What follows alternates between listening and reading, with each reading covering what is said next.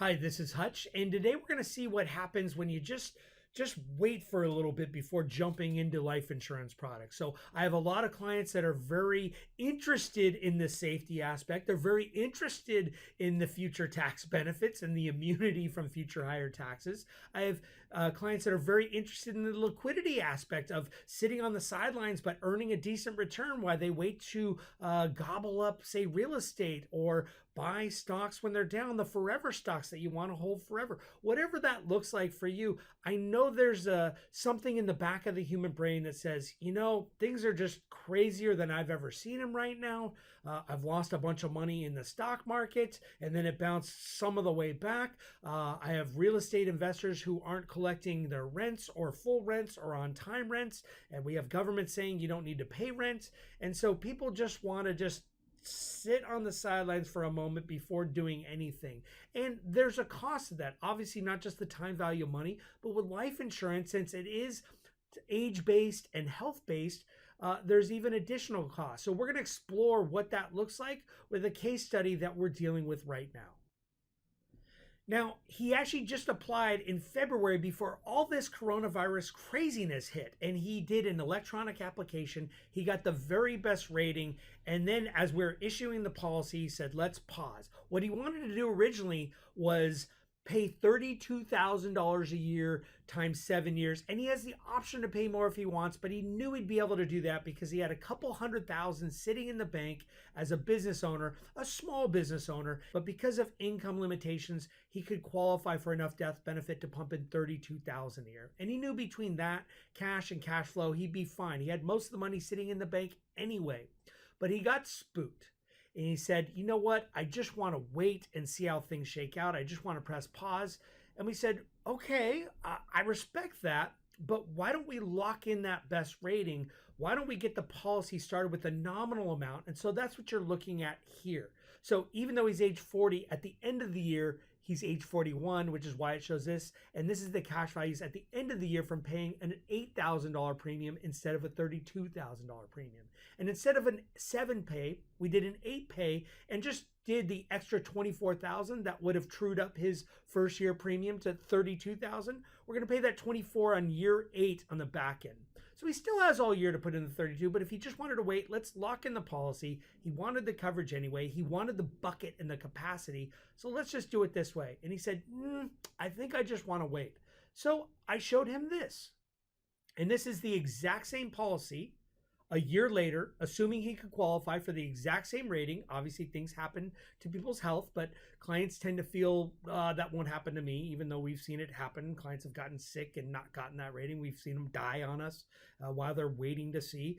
But we showed him at age 41, again at the end of the year, age 42, putting in that extra $24,000, a lot of that money shows up directly into cash value. So it's still there, liquid, able to borrow against it, but the likelihood of needing more than, say, $168,000 that he'd still have in the bank account was slim. But he was getting a little doom and gloom. And so I said, well, let's just look at a really bad scenario. It's not the absolute worst scenario. Dividends could go down a little further, but things are already pretty low. But let's just look at a really bad scenario. And so what I'm talking about is starting it now with $8,000, the next year paying $8,000. Now, remember, he had a lot of the money sitting on the sidelines. So he could do one maximum dump in since before $32,000 was the top end. But since he didn't pay it for those couple of years, he could still pay up to $56,000. And notice that paying that $56,000 in the third year, he's not quite moving money from one pocket to another pocket because only $53,500 of that 56 is showing up, but that's pretty close to where at that point he's not really having that big of a hit to liquidity. And come year 4, once he pays the $8,000, because he did that big dump in, now he is like moving money from one pocket to another pocket. Now by year 7, and again, this is starting it early, by year 7, he's put in $104,000. He's got 105. He had close to $1 million of coverage the entire time, sometimes even more.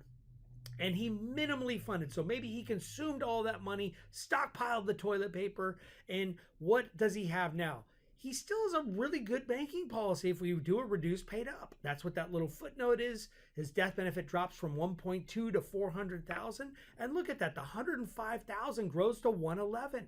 it grows by $6,100. That's pretty good. It's not quite 6%, but it's north of 5.5%. So things are actually looking pretty good. We can look down there even further at 148. It grows by $8,700 to 156. This is a nice policy. 197 growing by $11,000 to 208. This is a very nice thing, even though he light funded it heavily. In fact, he only paid substantially more than the minimum one single year.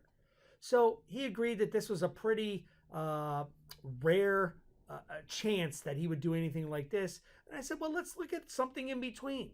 So what if you paid $8,000 this year? You paid $8,000 the next year. Then you did the 56, and then you started doing the 32s. And then you had to slow it back down again because business was slow, or you just ran out of that cash because you did buy canned food and toilet paper or whatever. And then business started picking up and you were able to put in the $56,000.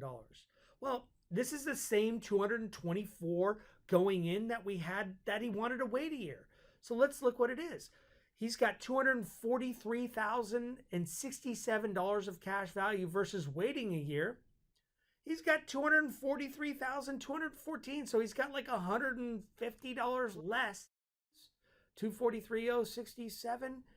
Yeah, he's got like $150 less than waiting an entire other year, risking the chance of passing away, risking the chance of your health getting worse, especially if you're worrying so much. And not only that, but there's no love lost here. Let's look at age 60. Again, this is waiting a year. At age 60, there's 482 of cash value and 1.171 of death benefit. 482, 1.71. So there's 482. Don't look at age 59. Look at age 60 because this is the year younger. There's 482, 858, and 1173. So because he started everything a little bit earlier, even though by year 7 he wasn't totally ahead of the game, he is ahead of the game here. So what I want you to take away from this is, even though things may not get this bad, it can only be better the more you put in. And so if you know you want to do this to some degree, put us to the test. Let us model this for you. There's a way for us to do it so that you're comfortable with your cash flow, but you can get a policy started early enough and strong enough so that you build that capacity for yourself. And if things go well, you actually have the room to put the money in and capitalize on that. I find that clients, especially, and I think it has to do with human nature, from us, our prehistoric brains having to outrun saber-toothed tigers, we tend to expend about 90% of our energy focusing on the 1 or 2% chance of these horrible things happening, instead of focusing 90% of our energy on the 90% probability. But we're happy to do both for you. I realize that's what it takes for people to feel comfortable moving forward. So again, put us to the test. You can put your information in on the link below, and our team's happy to help you model this, show you different carriers, stress test things like crazy so that you feel comfortable taking action and taking advantage of the volatility to come. There's going to be a lot of fire sales and a lot more movement in the stock market and taxes coming up, unfortunately. So we hope to talk to you soon.